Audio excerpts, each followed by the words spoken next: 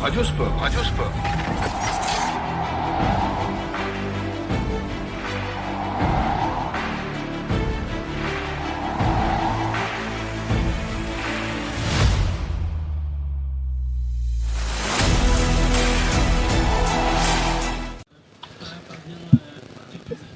Bonsoir à tous et installez-vous tranquillement, je vois que tout le monde se connecte, ça c'est formidable. Bonsoir à tous, ravi de vous retrouver sur Radio Sport. On est tout excités parce qu'on est à 1 heure maintenant du début de la cérémonie. Et ce soir, pour cette grande première, nous avons le noyau dur de Radio Sport. Le boss, le patron, bien sûr, Fabrice Arad, réalisateur, présentateur, amoureux des nouvelles technologies. Bonsoir à toi, Fabrice. Salut Christophe, salut tout le monde. La Bible va nous rejoindre, Étienne Bonamy, dans quelques instants, toute l'histoire des jeux, avec à ses côtés l'un des membres fondateurs de Radio Sport. Étienne, salut à toi, Étienne. J'aime bien quand t'arrives comme ça. Salut Paco, salut tout le monde. À tes côtés, bien sûr, lui, elle est dans la rue, au plus près, comme d'habitude. Après, j'irai dormir chez vous, j'irai manger chez vous. Je ferai le Tour de France avec Paco. Il est là, Jérôme Armand. Salut à toi, Jérôme. Eh ben, salut à tous. Ce soir, je vais aller dormir au château de Versailles. Ah, c'est pas mal. C'est très, très bien. T'étais avec Henri IV l'autre fois. T'étais avec Henri IV à Pau, c'est normal. D'ailleurs, je l'ai appelé Louis XIV. Ou Napoléon, ça dépend des jours. Pour sport et tourisme, vous le connaissez bien, c'est David Savary qui nous rejoint. Bonsoir David. Bonsoir Christophe, bonsoir tout le monde. Et on va retrouver une championne d'exception, en tout cas la nôtre. C'est Jade Maréchal qui va se connecter dans quelques instants puisqu'elle est sur les berges. Elle va assister à la cérémonie d'ouverture, coup d'envoi maintenant dans 58 minutes et vers 23h15. On connaîtra le dernier porteur de la flamme. Plus que jamais, vous êtes bien sur Radio Sport. David, tu commences par toi parce que je sais que tu t'es baladé sur les quais. J'ai l'impression qu'avec la pluie, ça a calmé l'ardeur de certains. Mais ça va bien se passer. Nous les Français, on est capables de se sublimer et d'oublier ces gouttes d'eau. Oui, je déambulais tout à l'heure du côté de l'hôtel de ville. Alors il y avait quelques gouttelettes de pluie, mais néanmoins ça commençait, on sentait l'effervescence monter. Il y avait de plus en plus de gens qui convergeaient vers la Seine, donc on sent qu'il va se passer quelque chose ce soir. Alors j'espère que ça va pas dissuader certaines personnes en raison d'averses potentielles de ne pas venir, mais on sent que on va vivre vraiment tous ensemble un très très grand moment. C'est palpable. Un énorme événement, tu as raison David, on rappelle le principe de Radio Sport, on démarre ce soir une grande aventure pour plus de 15 jours maintenant, tous les matins. Good morning Paris, on sera avec vous pour toute l'actualité dès 10h du matin, et puis tous les soirs en duplex du Vidam qui se trouve à quelques hectomètres, quelques mètres et centimètres du Grand Club France. Nous serons en direct tous les soirs, vous pouvez venir nous rejoindre en public, vous pourrez venir consommer sur place et nous voir en vrai, voyez, en chair et en os, comme disent certains, pendant tous ces jeux, 22h30, le grand débrief. Et tous les jours, nous avons une mission sur Radio Sport, c'est de vivre les jeux différemment. On ira faire un reportage dans les coulisses, par exemple demain avec Jérôme, on ira se promener au Stade de France pour voir les amis d'Antoine Dupont. On terminera avec le pentathlon moderne, on passera par l'escrime, la gymnastique, la natation, Léon Marchand, toutes les stars dont on va parler quelques instants. Fabrice, tu nous rappelles les endroits pour réagir en direct et nous rejoindre bien sûr, et où nous voir pendant les Jeux Olympiques. Alors pour l'instant, aujourd'hui, nous sommes sur le site et sur la radio, parce que vous pouvez vous inscrire sur le site et vous pouvez réagir sur le site. Et après, on va mettre les extraits sur les réseaux. L'idée, c'est que maintenant, c'est chez nous que ça se passe. Et après, il y aura des surprises. C'est qu'il y a des choses qui arrivent. Vous savez, ceux qui ont suivi le Tour de France, et la musette Radio Sport, ça y est, c'est lancé, aujourd'hui. Oui, vous allez pouvoir retrouver tout ça et jouer, vous inscrire tout simplement. Et tirage au sort, la question est très compliquée. Je rappelle pour ceux qui avaient suivi, un équipage Tour de France, ils sont 3, Christophe Paco, Thomas Verhoeven, Jérôme Armand. Ouais. On a fait une pesée, 260 kilos au départ. On a fait une pesée à l'arrivée. Quel sera le poids? Sera-t-il, vous allez voir, très compliqué. Réponse A, inférieure. Réponse B, égale. Réponse C, supérieur. Et c'est juste ça. Et tirage au sort parmi les bonnes réponses. Et il n'y a pas de poids obligatoire. D'accord. Non. Sinon, on risque de savoir qui va trouver la bonne réponse. Non, mais en plus, tu vois, ce qui est bien, c'est qu'on touche pas au physique parce que c'est un poids global. Exactement. Et alors, ce qui est intéressant, c'est que tous les jours, on va vous mettre des indices. Et qu'il y aura, on va rappeler ce que vous avez mangé, on va rappeler ce que vous avez fait comme sport, on va rappeler ce que vous avez fait pendant le Tour de France pour indiquer aux gens Jérôme, voir. Il a abusé à Castelnaudary, c'est ce qu'il a mangé à Castelnaudary. Justement. Un cassoulet, quoi. Il faut cassoulet, il y a eu une raclette, il y a eu une tartiflette. J'ai eu la liste, on me l'a envoyé. T'as eu la liste. Et donc l'idée, jaloux, c'est tout. Ça sera de vous faire êtes ça. Vraiment jaloux. Après, il y a d'autres surprises, bien sûr, avec tout ce qui va se passer en direct sur les JO le matin et le soir. Très bien, la jeunesse arrive, la jeunesse qui prend le pouvoir comme pendant le... Vous savez, nous on est différents des autres, les stagiaires, ils n'apportent pas que le café, ils font des photocopies. On sera avec Jules, qui a excellé, qui a progressé pendant toute l'Euro de 2024 de football, qui sera avec nous pour les petits insolites, les petites histoires, les petits mariages qui se font, le changement d'un tatami, toutes les petites histoires autour des jeux sur les réseaux sociaux que vous adorez. On n'attend plus que Jade pour se connecter et nous faire un petit coucou, parce que je sais que ça va pas être facile pour elle, dans l'ambiance évidemment de cette grande cérémonie. Étienne Bonamy, à quoi peut-on s'attendre dans cette cérémonie? Est-ce que tu as des dernières infos? On sait que évidemment il y aura 205 délégations, il y aura 6800 athlètes, je donne des chiffres, il y aura 94 bateaux sur la scène, dont le bateau français, le bateau grec, qui symbolise l'histoire des Jeux Olympiques. Mais qui portera la flamme en dernier? C'est la grande question. Ça y est, on sait ou pas? Qui portera la flamme? Non, on ne le sait pas. J'ai lu l'interview de Tony Estanguet que j'ai croisé la dernière fois et on était 4-5 à lui poser la question. Il a rigolé, et j'ai vu qu'il avait répondu à confrère. J'espère que je ne me serais pas trompé, ou quelque chose dans ce genre-là. C'était au Parisien. Ouais. Pas de raison. Donc, forcément, on se dit, il y a des choses évidentes. Tout le monde a parlé de Zinedine Zidane, que l'on n'a pas vu encore, contrairement par exemple à Marie-Josée Pérec, qui a été mise plusieurs fois en avant dans cette longue marche de la torche olympique. Voilà, il y a les noms. Alors après, le débat, c'est toujours, on va au plus célèbre des Français ou des Françaises, donc les noms de Zidane, etc. Mais rappelez-vous, en 92, quand Michel Platini, qui était évidemment un Français ultra célèbre, puisque il n'était pas encore le patron de la Coupe du Monde, mais il était personne n'avait pensé à Michel Platini. Quand on a vu arriver Platini avec le petit frère de Jean-Baptiste Grange, le champion du monde de ski, tout le monde est tombé des nues. Donc, moi, je me dis qu'on va peut-être avoir une énorme surprise. Quand j'ai une énorme surprise, on va dire, évidemment, je suis sûr que lorsqu'on va le voir, nous, Français, on va dire, mais quelle idée, super. Mais oui, ou pas bien super, sûr, Omar Sy, quoi. Voilà, mais c'est, regardez, quand la vasque a été allumée à Marseille, c'était Jules. Franchement. Oui, tu veux qu'on en parle pendant 2 heures ou quoi? Pardon? Tu veux qu'on en parle pendant 2 heures du choix de Jules ou pas encore? Non, mais je pense que quand on va le voir, on va dire, évidemment. Voilà. Bah, évidemment, c'est quoi? C'est Fabrice, on va faire un petit tour de réseau sur Radio Sport, bien sûr. Je viens de te dire Omar Sy, il coche toutes les cases quand même, Omar Sy quelque part. Surtout qu'il y a un indice. Il y a un indice Vas-y. pour Omar Sy. Parce que je sais pas si vous avez vu les quelques brides d'informations qu'on a sur la cérémonie, mais on voit comme à Assassin's Creed. Vous savez, c'est le jeu vidéo qui est devenu un film avec l'acteur qui a une cape et un chapeau. Mais on est très près d'Arsène Lupin. De Lupin? Qui va de toi à toi et qui pourrait arriver masqué, chapeauté, comme vous voulez. Ça pourrait être, effectivement, et là, ça serait jackpot parce que dans le monde entier, aujourd'hui, il est connu. C'est reconnu. Netflix, t'as raison en plus. Ouais.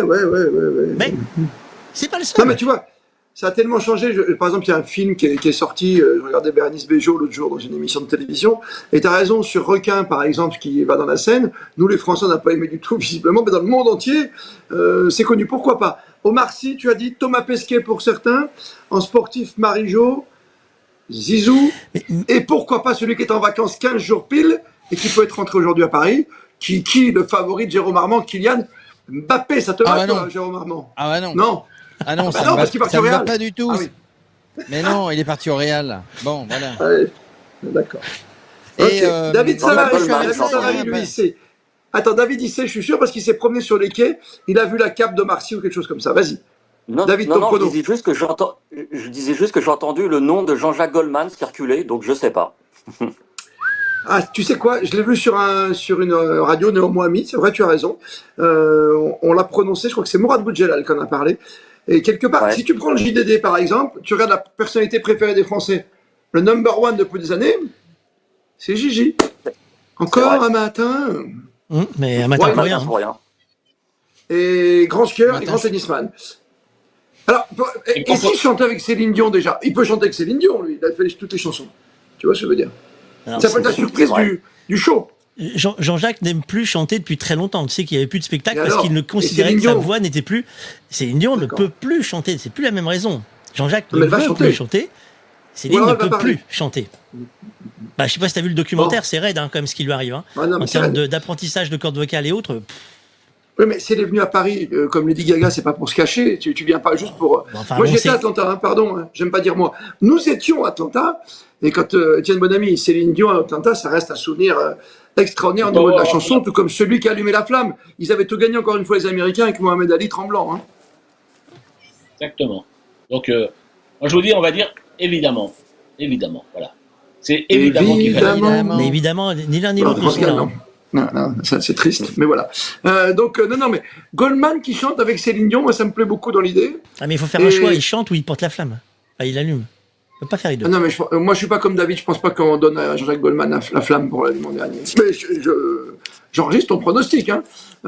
Chanter avec Céline Dion, ça serait quand même pas mal. Une chanson. Qu'est-ce qu'il y a comme chanson autour des jeux? Moi, j'aime bien, de la part de Goldman, peut-être. On a vu que Aya Nakamura allait changer son répertoire, elle est restée dans ce qu'elle sait faire. Et si une reprise d'Edith Piaf sera plus par Céline Dion, voilà, elle va chanter du Aznavour. Qu'est-ce que tu as d'autre comme info, Étienne? Vas-y, toi qui es au cœur, là-bas, dans les hautes instances du Club France.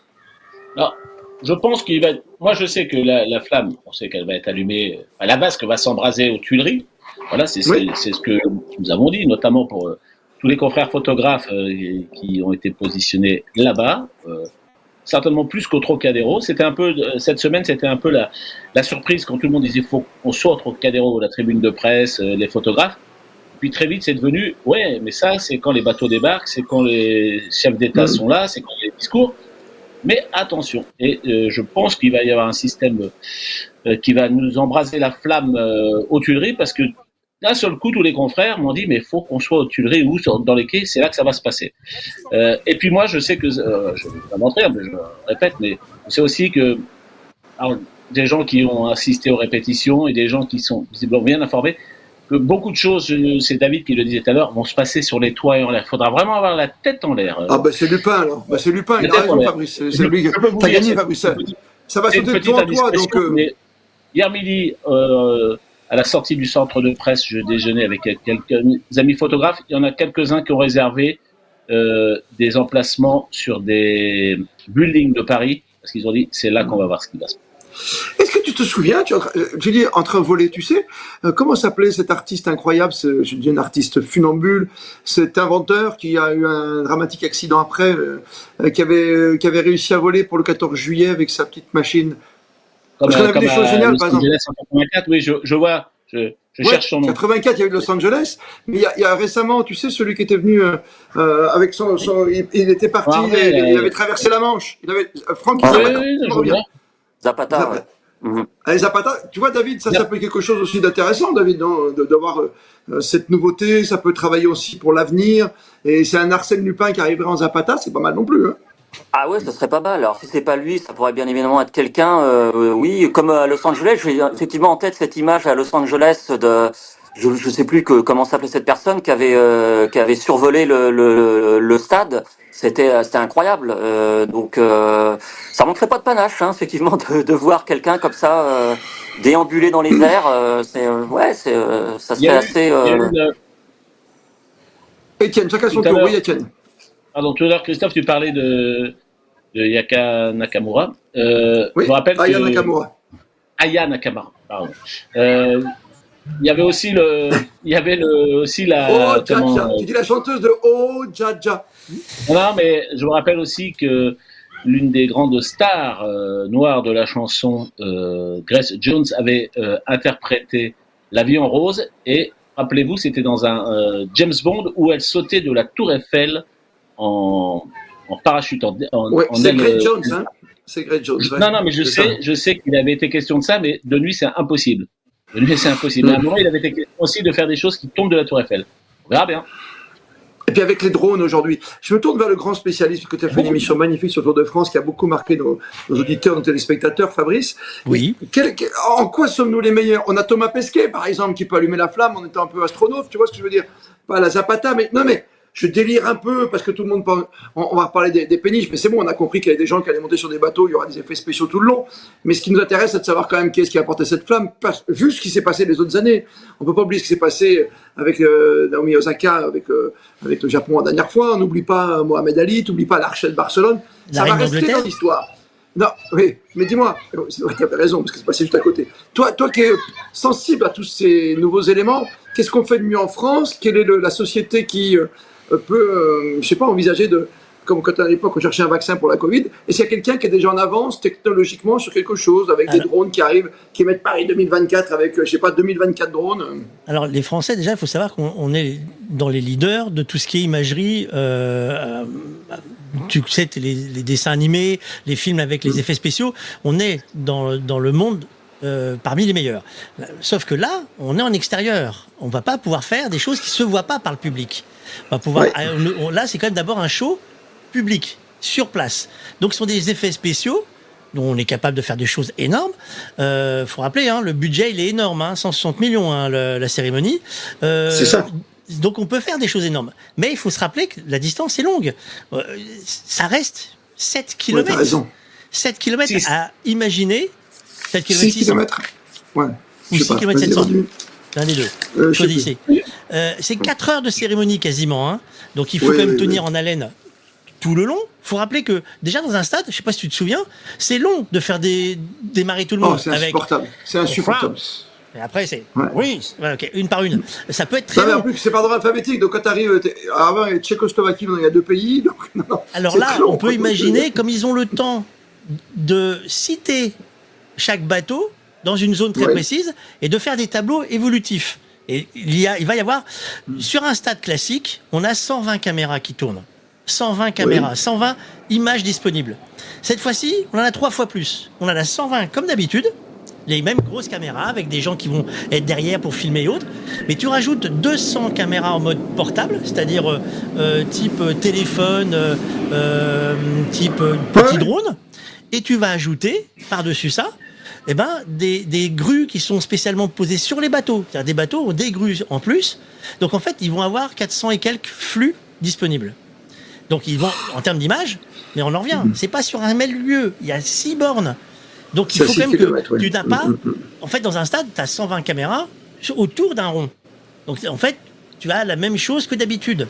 Mais la fameuse scénarisation qui est imagée, c'est qu'on va utiliser les monuments parisiens comme scène. Il y a la scène avec les athlètes, et la cérémonie elle se tourne autour. Donc tu vas avoir des danseurs au milieu de la flotte, sur des barges. On a vu un piano arriver il n'y a pas longtemps. Mais il y aura un personnage. Avec Sofiane Pamar qui va chanter avec Juliette Armanet. Il va y avoir une balade à suivre, c'est la flamme.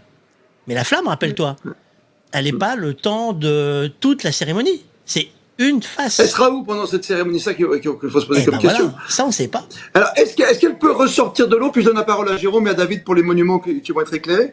Est-ce qu'elle peut, pensez-vous aussi, sortir de l'eau? Alors, on n'a plus Jacques-Yves Cousteau, Jean-Jacques Cousteau et la famille Cousteau, mais est-ce qu'on n'a pas... Parce que dans les airs, on a déjà vu 4... Maintenant, ça y est, on est presque habitué au spectacle de drone. On aura des feux d'artifice qui seront en ruban. On n'aura peut-être même pas un spectacle pyrotechnique à Notre-Dame. Tu vas ressortir qui? Esmeralda? Ce serait peut-être malvenu, la flamme à Notre-Dame? La flamme à Notre-Dame. Ouais, oui, tu as raison, c'est osé quand même. Non. Jérôme Armand, parce que je sais que toi tu es au milieu des humains, parce que là on est en train de parler d'intelligence artificielle. Est-ce qu'on vibre pour cette flamme? Est-ce que c'est l'endroit le plus symbolique? Qu'est-ce qu'on attend des gens qui sont autour de toi? Alors, pour l'instant, j'ai pas encore vu ça, mais je voulais juste rajouter que normalement, il va y avoir la patrouille de France. Et la patrouille de France, elle s'entraîne au Salon de Provence, à côté d'Aix. Et moi, j'ai vu faire des figures un jour en passant à 13h. Quand on passe à 13h vers Salon, ils s'entraînent toujours. J'ai vu faire des figures que j'imagine être pour la cérémonie d'ouverture. D'accord, mais il faut qu'ils volent avant la nuit. Il faut qu'ils volent avant la nuit, évidemment. 19h30. Moi, je les ai vu faire des figures dans le ciel. Ça dessinait, vous savez, avec la fumée, et ça dessinait quelque chose qui se rapporte à Paris. Donc, j'imagine, je les ai vus dessiner la Tour Eiffel dans le ciel en se rejoignant, etc. Donc, je suis quasiment sûr qu'on va avoir une Tour Eiffel de fumée rouge ou bleue ou blanc dans le ciel par la patrouille de France.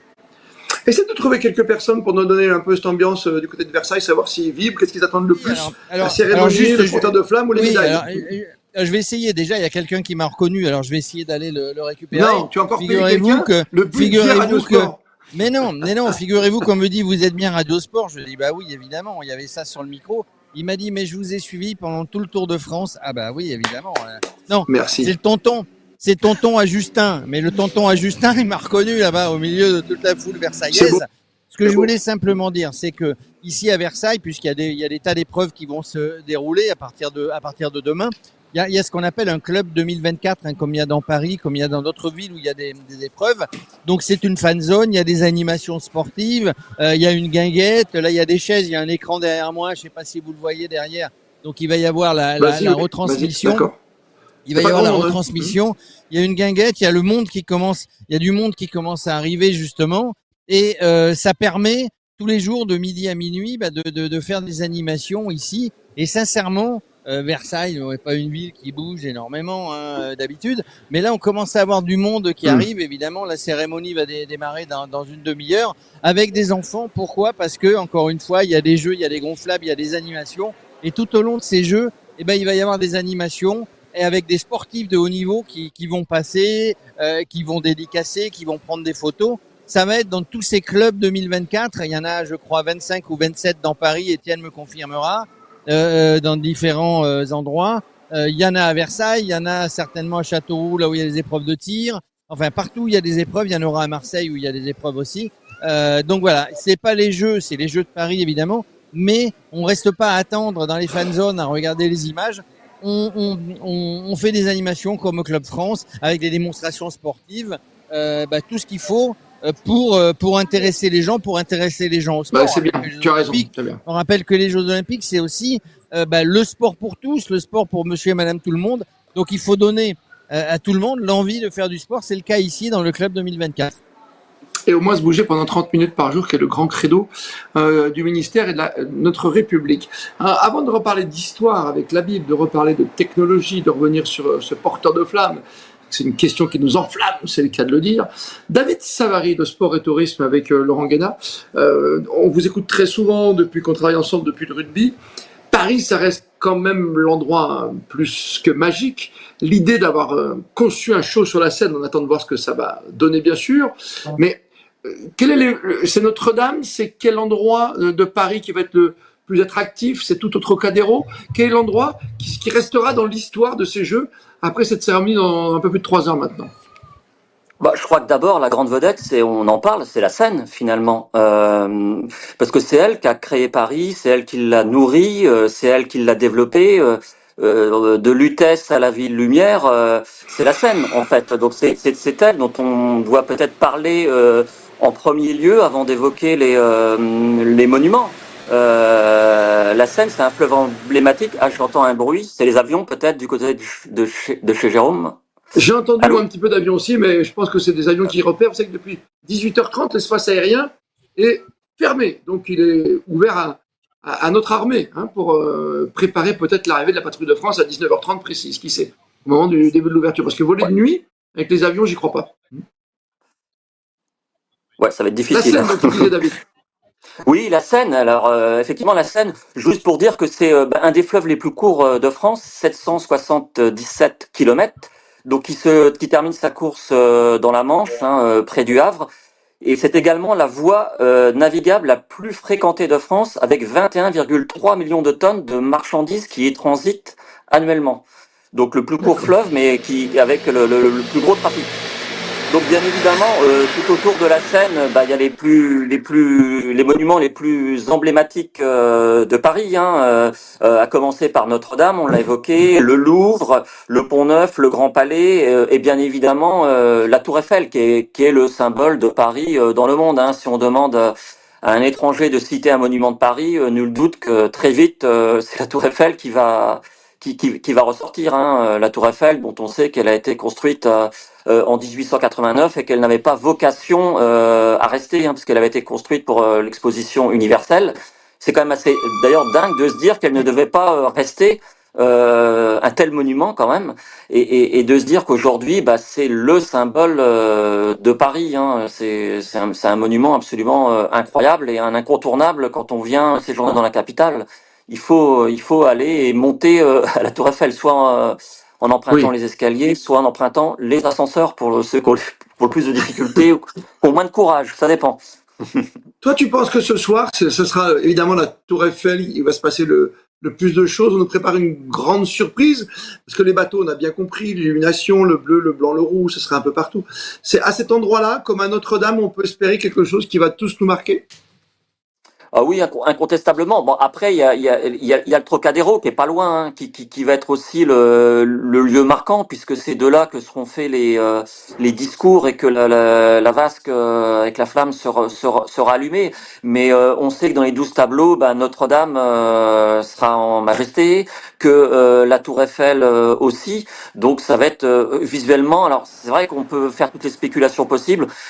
On ne sait pas finalement à quoi s'attendre. On sait que ça va être féerique, magique, poétique, à l'image de Paris, hein, la ville lumière, la ville romantique aussi. Donc ça va être superbe de voir tous ces monuments magnifiés devant le monde entier, 1,4 milliard de téléspectateurs.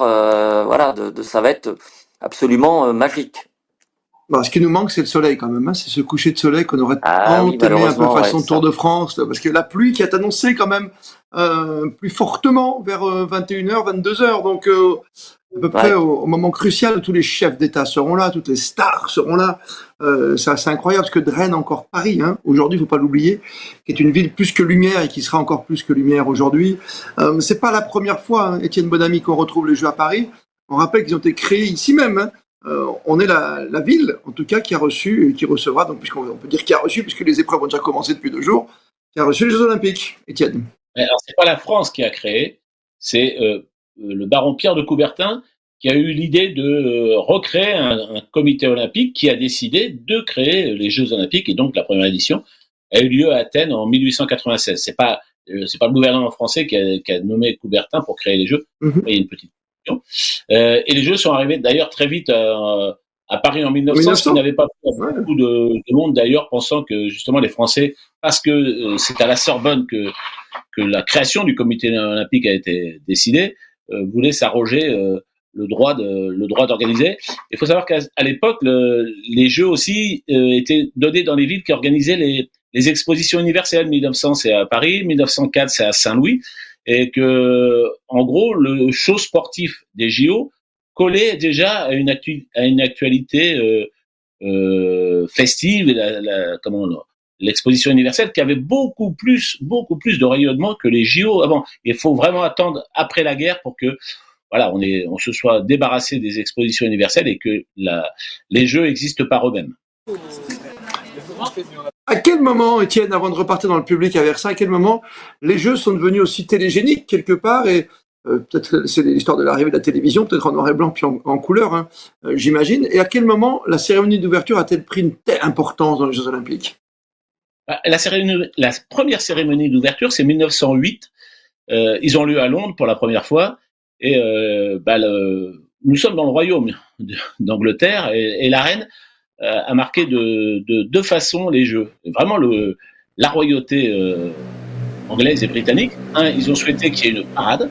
Donc une parade, il y a eu une cérémonie dans le stade, je crois, c'est Whitechapel, et où tout le monde a défilé. Ce qui est marrant, c'est qu'à cette époque-là, les délégations étaient surtout formées de clubs et d'associations. Et là, par exemple, la délégation américaine était formée beaucoup de policiers et de militaires originaires d'Irlande. Et par exemple, en 1908, c'est des policiers nord-irlandais qui tenaient le drapeau. Quand ils sont passés devant la loge royale, ils ont tourné la tête, ils ont refusé de baisser le drapeau pour marquer un respect, parce que évidemment, les Irlandais étaient contre les Anglais. Et puis ça, c'est la première fois. Et la deuxième fois où dans ces Jeux de 1908, c'est quand la reine a dit ça serait bien que le marathon il parte et il se termine à Windsor devant le château, et pour faire la distance, c'était 42 km. Là, ils ont fait 42 km 195 pour arriver jusque devant la reine. Et donc c'est resté 42 km 195, qui est toujours la distance que l'on court. Et nous, les Français, ce qui est bien dans l'idée de Tony Estanguet et de ceux qui l'accompagnent, j'imagine, on a réussi à trouver une formule pour intéresser le public avec les grands champions, puisque nous aurons un marathon pour tous, avec des épreuves qui ont lieu dans toute la France. Il y aura également un 10 km pour tous, pour les gens qui supportent pas la chaleur de la nuit, parce que c'est quand même à minuit. Et donc, on aura la chance, Radio Sport, on a obtenu le maillot que j'aurai la fierté de porter à la veille de la fin des Jeux, et on sera accompagné évidemment par une personne qui m'est chère, et on pourra filmer, puisque c'est grâce à ma fille qu'on aura des images. Voilà, Marie-Charlotte qui sera avec nous pour filmer ce moment d'exception. Je vous demande pas de juger la foulée, de donner des chiffres comme dans 5 stars. Mais tu vas courir avec une doudoune, non ? On sera au cœur de l'ambiance. Tu crois ? Non, il y a maintenant des casquettes avec des petits parapluies comme les Chinois là. Parce que là, sur une météo de novembre, on est bon. Non mais attends, ça va se passer. Oh là là, il y aura pas de gouttes. Tu verras. Voilà, ça dépend des présidents. Là, c'est bon. Ça sera au Il mois n'y aura d'août. pas de gouttes. Il y a Céline Dion. Ça sera pas le Titanic non plus. Jérôme, est-ce que tu as trouvé un peu de monde ? Est-ce que ça arrive un peu ? Parce qu'il est déjà 19h. Il nous reste un gros quart d'heure à être ensemble. Je suis en train de voir là justement, on est avec des organisateurs de la mairie de Versailles. Ah monsieur, vous êtes le DIRCOM de la mairie de Versailles, c'est ça ? Le DIRCOM de la mairie de Versailles. Alors, ça fait plaisir de voir tous les Versaillais. Merci, bienvenue. Oui, bien sûr, ils sont venus en nombre malgré la pluie, donc on est très content de recevoir ces nombreux Versaillais et habitants du territoire de Versailles-Grand Parc. J'espère que la soirée se déroulera sans aucun problème et que le soleil sera peut-être au rendez-vous. Ouais, alors ça c'est pas gagné. Vous avez une idée de comment ça va dérouler la cérémonie ? Vous êtes un petit peu dans le secret des dieux ? Aucune information. Alors qui va porter, qui va être le dernier champion de la médaille ? On n'entend plus Jérôme, je crois, Fabrice, il est noyé dans la foule. Alors qu'apparaît quand même notre plus grande championne à nous sur Radio Sport. Mais quel bonheur de retrouver Jade Maréchal. Bonsoir à toi, Jade. Bonsoir, je ne sais pas si vous m'entendez bien. Tu es parfaite. Raconte-nous où tu te trouves, où tu te situes en ce moment même. Alors, en ce moment, je suis dans les quais hauts, vers le pont. Il y a énormément de monde. Et il pleut, il y a beaucoup de parapluies. On attend, on est un peu serré ici. On aimerait bien être en face dans les gradins. Mais voilà, on attend depuis 16 heures, on est là. Depuis 16 heures, tu as pris position pour pouvoir avoir une place d'exception, pour pouvoir passer les bateaux. Et sur les 6 km, tu es à peu près vers quel endroit ? Tu es vers le milieu, vers la fin, vers le début ? Je suis plutôt vers la Tour Eiffel. Vers la Tour Eiffel. Ah, tu as choisi le bon endroit. Voilà, qu'est-ce que ça représente pour toi ? Parce qu'il faut que, je ne vais pas te déranger trop longtemps, parce que tu es évidemment en train de te mettre en place, et c'est pas facile avec la foule. Toi qui es une championne d'escrime, de fleuret pour être précis, qu'est-ce que tu vas ressentir ce soir ? Parce que tu fais partie de l'équipe de France, tu aurais pu tirer, comme on dit, au fleuret dans ces Jeux Olympiques. Qu'est-ce que tu attends de cette cérémonie ? Comment ça te fait que cette petite boule-là qui arrive ? Oui, c'est ça. J'ai hâte de voir tout le reste de l'équipe en face de moi. Je vais essayer de crier leur prénom pour qu'elles m'entendent. Donc, c'est très chouette de pouvoir le vivre d'une autre façon que ce que j'avais imaginé, c'est sûr. Mais malgré tout, on se sent, on a un petit peu la part du gâteau. Je sais que j'ai aidé l'équipe de France à être présente. On les a préparées le maximum possible pour qu'elles puissent être prêtes le jour J. Donc, je le vis de manière assez détachée, malheureusement, mais tout en me disant que j'ai eu ma petite part quand même de responsabilité dans leur préparation. Et puis, ça me donne aussi un avant-goût des prochaines échéances et je l'espère, des prochains Jeux Olympiques. Et dans un éphémère magnifique, tu sais, toi qui es très jeune, j'ai eu la chance de commenter la seule médaille de championne du monde lors des derniers tournois ici à Paris, c'était Maureen Nizima. Fantastique, on essaiera de l'appeler parce que c'est devenu une amie avec le temps. Mais c'est vrai qu'elle me parlait toujours des sparring partners, des gens qui sont là pour que justement, par rapport aux équipes, par rapport aux escrimeuses, aux fleurettistes que tu vas retrouver, aux épéistes, voilà, que tu aies la meilleure répartie possible. Bleu, blanc, rouge, t'espères le soleil ce soir, j'imagine. Qui est-ce qui va porter la flamme en dernier ? Ça sort de la scène, ça arrive par les airs. Qu'est-ce que t'en penses, toi, Jade ? Moi, je vois la Tour Eiffel qui se tire deux grands câbles qui atterrissent sur les quais. Je me dis peut-être qu'il va y avoir une petite tyrolienne. Je sais pas. Je me dis là, c'est deux câbles tirés de la Tour Eiffel, mais m'intrigue, on va dire. Ils sont là depuis quand, ces câbles ? Tu as raison. Une flamme avec la tyrolienne, quand même pas mal. Tu peux avoir Omar Sy qui descend, tu as raison, avec Kylian Mbappé, Jean-Jacques Goldman. T'as trouvé, toi, qu'est-ce que tu mets en exergue ? Quel athlète tu choisirais, toi ? J'aimerais bien que ce soit un Teddy Riner. Je pense que c'est quelqu'un qui a les épaules et qui ouais. J'aimerais bien. Il parle à tout le monde, je pense, hein, dès qu'on parle de judo et même de sport en général. Je pense que c'est l'un des plus grands espoirs de médaille cet été, donc je pense qu'il aurait sa place. Après, tyrolienne, je suis pas sûre, mais... Tyrolienne, non, mais si c'est bien serré, tout va bien se passer pour Teddy Riner. Mais c'est-à-dire qu'il est en compétition, quand même, ça, peut-être le problème, tu vois, quoique pour allumer une flamme, tu peux être en compétition, sauf si tu fais ça le lendemain, quoi. Moi, je trouverais que ça pourrait avoir du sens de laisser un athlète allumer, tenir en dernier cette torche. Je pense que ça pourrait vraiment être très symbolique. Donc, j'espère que ce sera un athlète. J'aime beaucoup l'idée. Oui, ce ne sera pas un chanteur comme Jules, quoi. Voilà, ça nous changera un peu, même si on n'a rien contre Jules. Mais bon, à Marseille, ça m'a toujours fait tout drôle. Et je reconnais qu'avec Fabrice et Jérôme, on disait, heureusement qu'on n'était pas en direct aux commentaires, parce que devinez qui était sous la casquette à Marseille après Florent Manodou ou ma petite copine Keita pour les Paralympiques. J'ai dit, Jules, je l'aurais jamais reconnu en 2 secondes, quoi. Voilà, soprano, oui, tu vois, oui, soprano. Ayam, Akhenaton, peut-être. Mais Jules, je ne voyais pas arriver comme ça. Tu as raison, j'espère aussi que ce sera un grand compétiteur, et Teddy Riner est une très très belle idée. Jade, on te laisse passer la soirée tranquillement. Allez, super. Demain, si tu peux revenir nous voir, on a le Good Morning à 10h. Comme ça, tu nous raconteras ta soirée. Alors demain, on pourra peut-être essayer de faire un direct. Je serai au Grand Palais pour l'épreuve d'escrime. Ce sera les premières épreuves d'escrime au sabre homme et à l'épée dame. Et le soir, je pourrais venir également débriefer.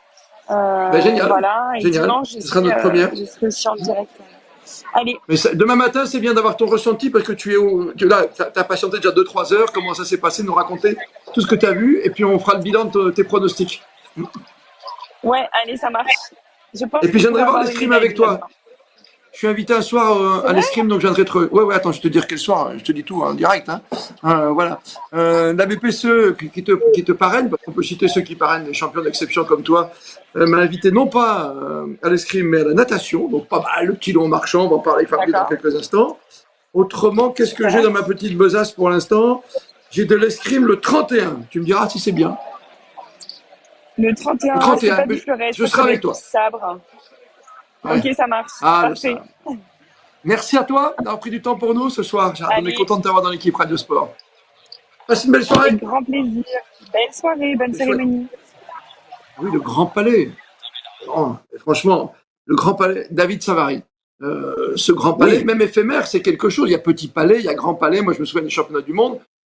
Après, il va peut-être faire chaud sous la verrière, n'en déplaise à Fabrice Arad. Il peut pleuvoir et il peut faire chaud aussi. Ah, il peut faire chaud, mais c'est pas parti pour une quinzaine olympique super ensoleillée.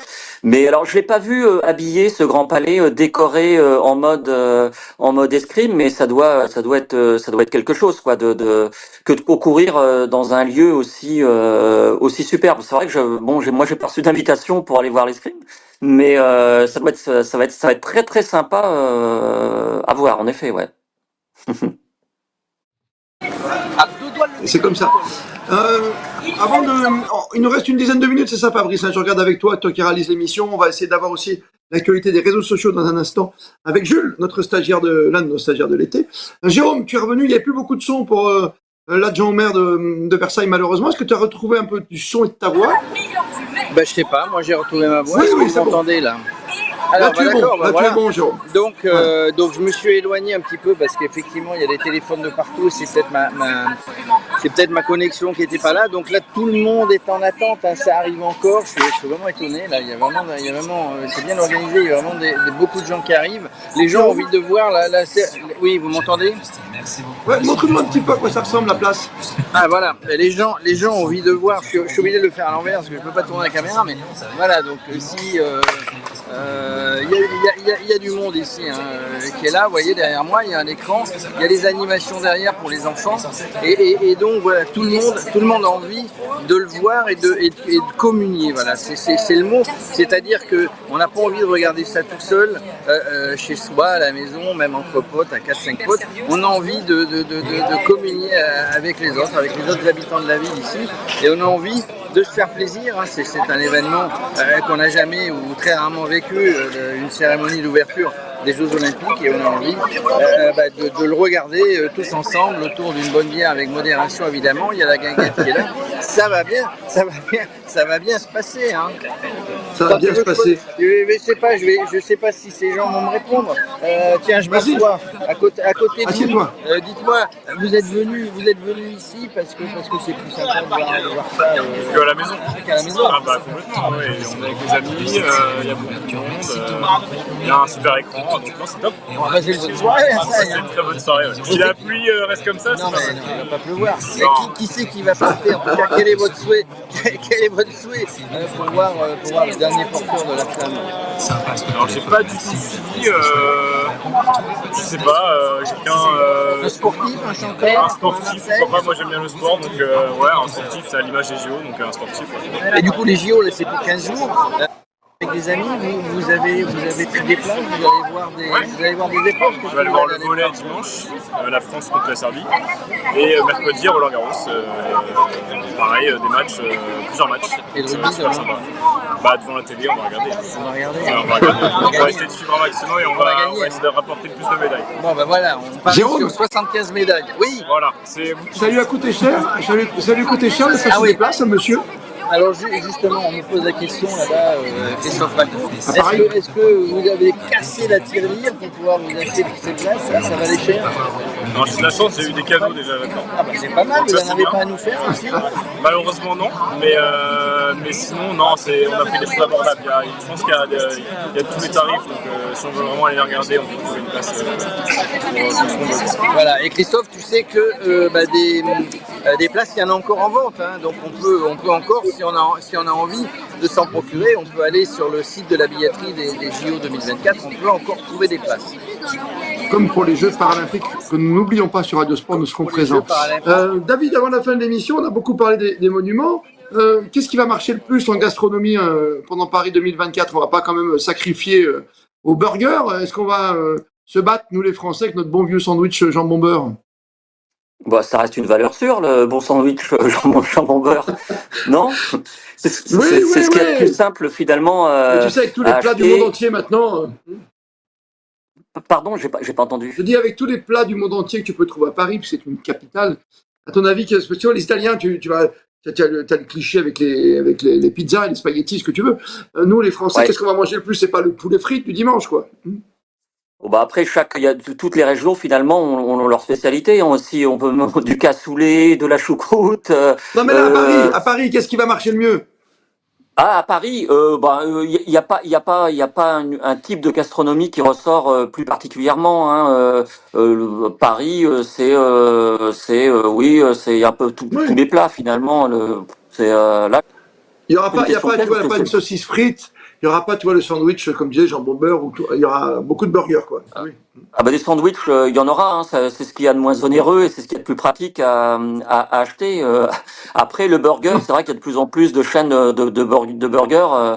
Bon là, faut bouger un petit peu et en fait tous les types de restauration seront présents et ce que j'ai remarqué, c'est aussi que les différents pavillons mettent en valeur leur propre gastronomie aussi, donc c'est l'opportunité d'aller dans ces pavillons et de s'offrir une petite touche d'exotisme en consommant des spécialités de la République dominicaine, de l'Inde ou que sais-je encore, du Brésil par exemple. Oui, du Brésil, la République dominicaine aussi. Je sais que tu seras quelque part, de temps en temps, on ira aussi à la maison, on a choisi d'aller à la maison slovène, à la maison suisse, à la maison du Danemark. Voilà. On ira, on va se dévouer, on va tous se dévouer la journée, on se retrouvera tous les soirs dans un établissement où il y aura tapas. On sera bien au Vidam, au nord de Paris. Les Jeux, il faut pas l'oublier, ça va commencer dans quelques instants, dans 15 minutes, donc on va se presser un tout petit peu. Étienne Bonamy quand même, parce que j'aimerais bien, avant de conclure avec toi, rappeler que nous sommes dans une période plus que troublée. La trêve olympique a-t-elle officiellement débuté ou elle a débuté au moment où on allume la flamme? Logiquement, elle commence quand on allume la flamme. C'est un peu...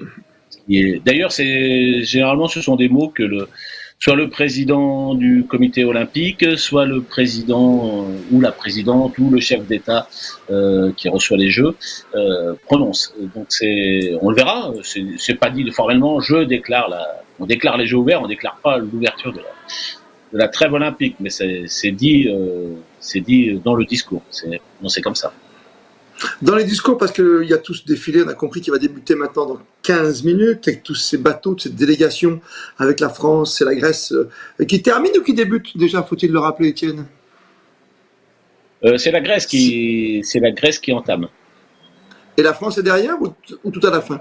Logiquement, la France est le pays hôte et la dernière délégation. Alors, le problème, c'est que personne ne sait comment ça se passe, parce que pour la première fois, il va y avoir, pour des raisons évidentes de place, et ils ont regroupé des délégations sur des bateaux.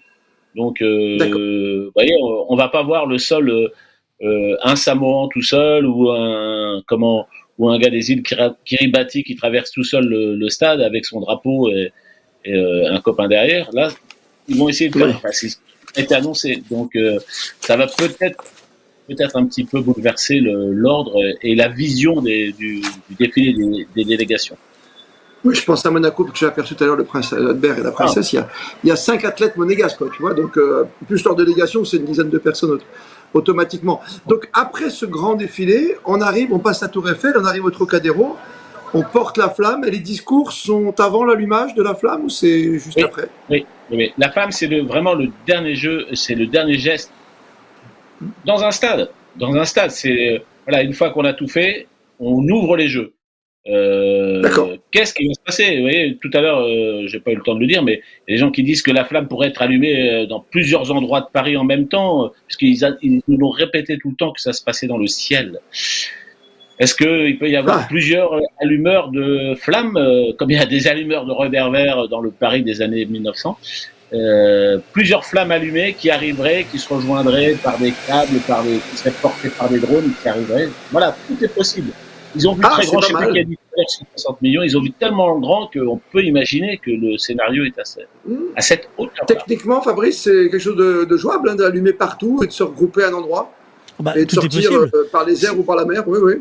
On l'a bien vu, regarde, sur le parcours de la flamme olympique, elle est allée au plus haut des cieux, comme dirait l'autre, sur le territoire français, au pic du Midi.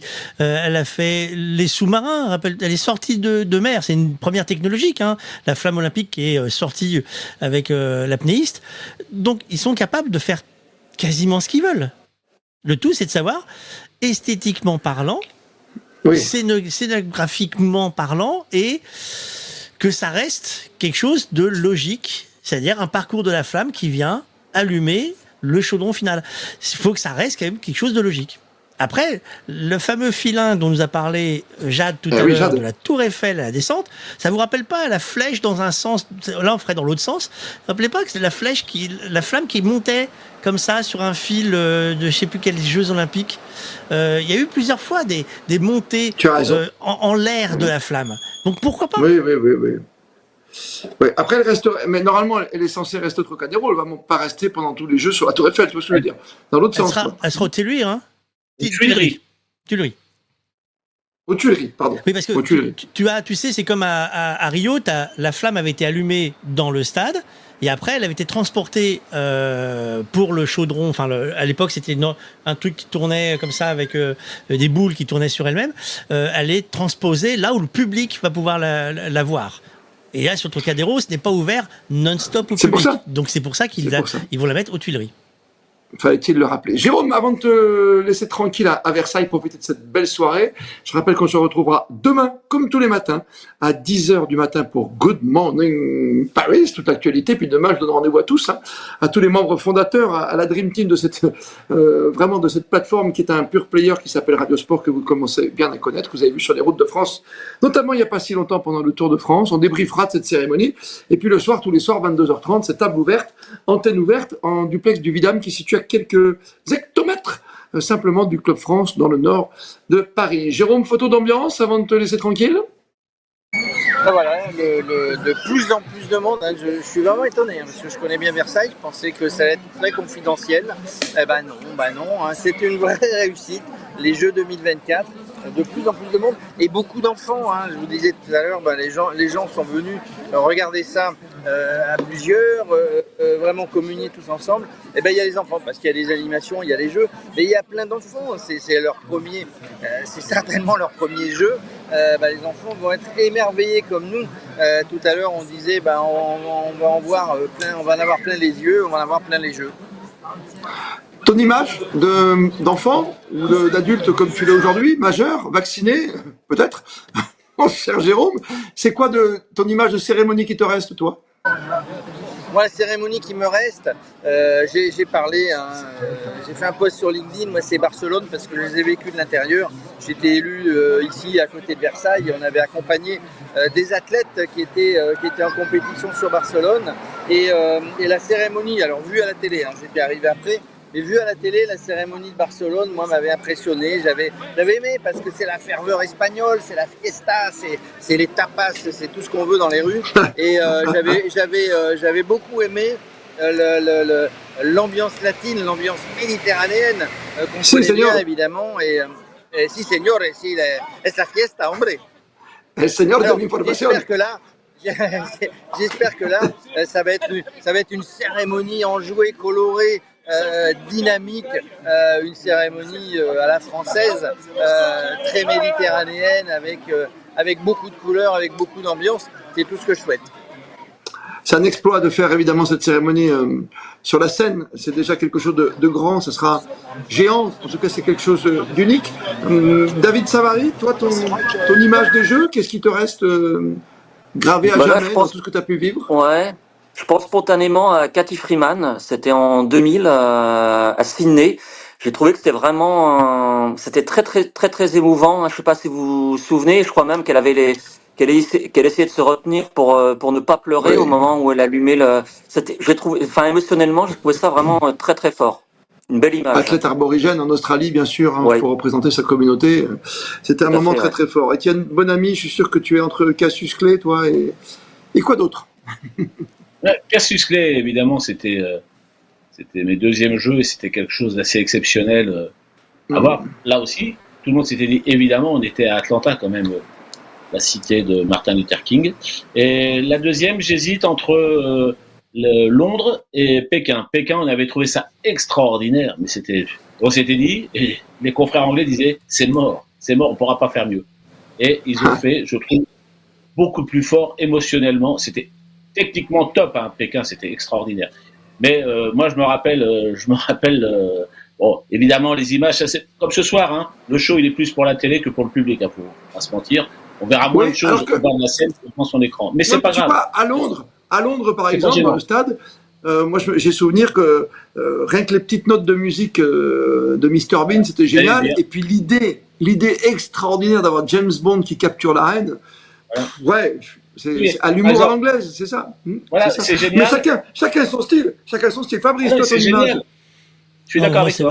C'est vrai que sur l'Angleterre, moi j'adore l'humour anglais, donc j'ai adoré la cérémonie qui sortait de ce qu'on connaît un peu guindé, parce que mine de rien, ça reste dans un stade généralement. Je dis pas que c'est, comment dirais-je, poliment. Non, je vais pas le dire.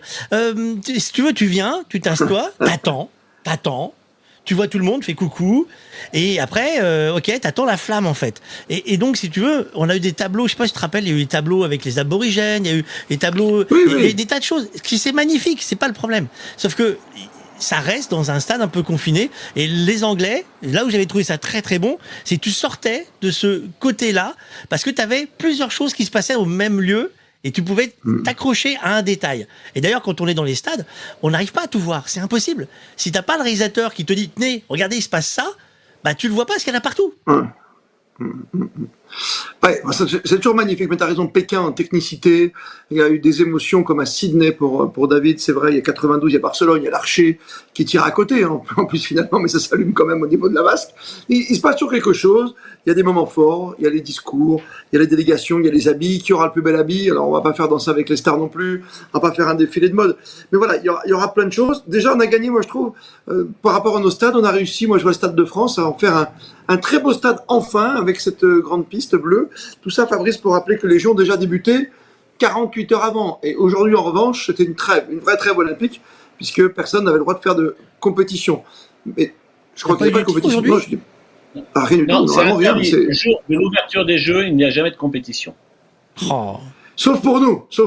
Hein, sauf pour nous. C'est vrai, toi, t'as fait sieste. Je crois que t'as gagné au nombre de ronflements. Et dis-moi, on est déjà pas mal en foot, on est déjà bien en hand, et puis en rugby, déjà demain, on va aller chercher la médaille, la plus belle. Et il va falloir quand même se bouger. Hein. Ça va pas être facile. Hein. C'est l'Afrique du Sud, 15h30. C'était le minimum aussi de battre l'Afrique du Sud en quart de finale à 15. Je te rappelle, Fabrice. Tu sais que c'est une ambiance complètement différente. On l'a vu, 2 fois 7 minutes. Le suspense, il est du début à la fin. Les gens, d'ailleurs, trouvent que c'est le feu. Parce que, en fait, une fois que tu marques un essai, la seule trouille que tu as, c'est qu'ils en prennent un. Et ça peut prendre une envolée. Hier, le match sur l'Argentine, avant-hier, le match sur l'Argentine, c'est parti. C'est hier. On est déjà perdu. C'est parti à une vitesse grand V. Et on s'est dit, mais comment on peut aller plus vite? Et les gens te disent, c'est génial parce que c'est intense. Après, effectivement, au bout de 14 minutes, c'est fini. Hein. Donc, tu peux rester sur ta faim. Mais ceux qui ont suivi tous les matchs ont passé une super soirée. On peut pas dire le contraire. Et ils attendent la même chose demain. C'est une très belle soirée. Très belle soirée. Qu'est-ce qu'il y a, Jérôme Armand? Qu'est-ce que tu veux rajouter avant qu'on conclue? Alors, je rappelle 2 choses. Je rappelle d'abord que l'Afrique du Sud n'est pas le favori. L'Afrique du Sud a été qualifiée en repêchage au dernier tournoi à Monaco. C'était pas un des favoris même si ils sont champions du monde de rugby à 15, c'est pas un des favoris du rugby de rugby à 7. Hein. C'est pas la meilleure équipe. La meilleure équipe, on l'a vu, ce sont les Fidji.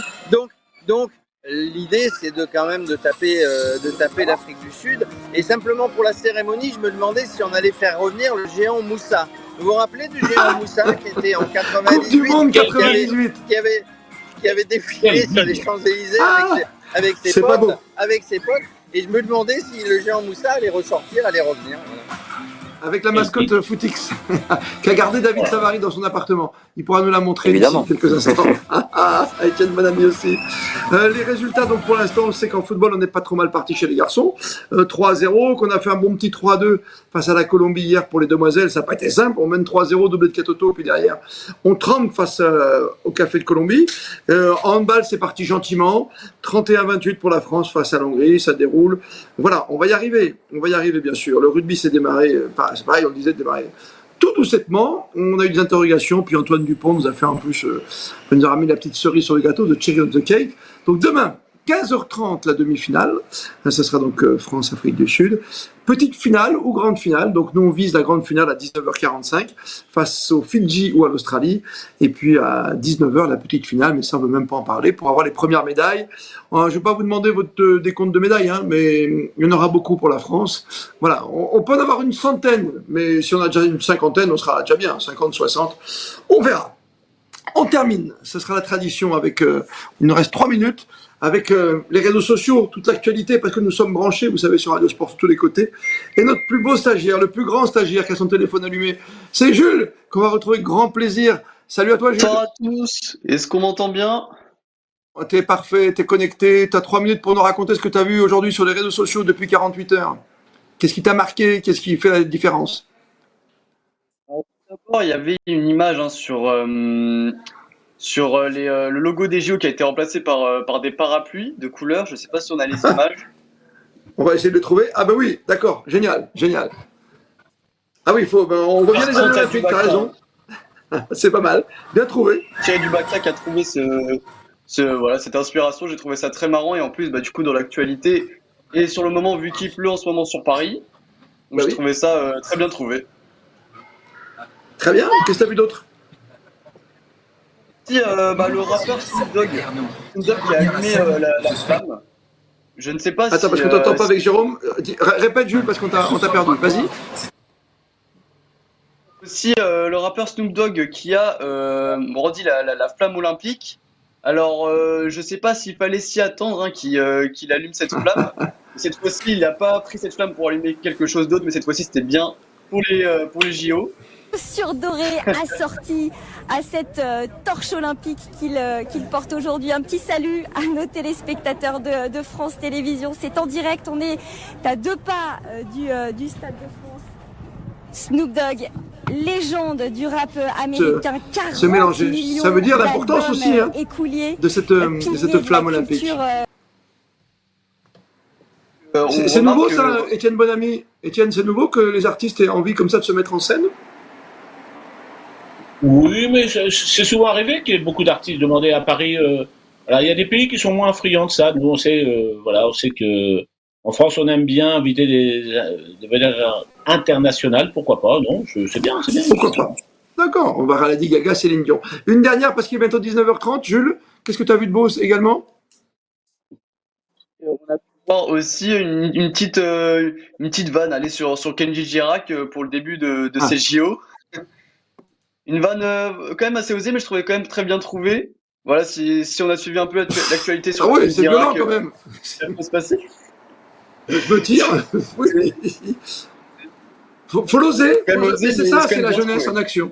Et t'en avais une dernière? Allez, on t'offre une dernière parce que celle-ci, elle était pas mal. T'as encore une petite? Non, t'as pas plus? C'était pas celle sur les Suédoises qui ont racheté des matelas. Ah oui, mais là, les garçons... Parce que c'est très très dur, bien sûr, après, du côté du village olympique. Merci à toi, Jules. Demain matin, 10h, les images de la cérémonie. Salut David Savary, salut Jérôme Armand, salut Étienne Bonamy, Fabrice Arad, on vous embrasse. Radio Sport, demain, 10h, good morning. Radio Sport.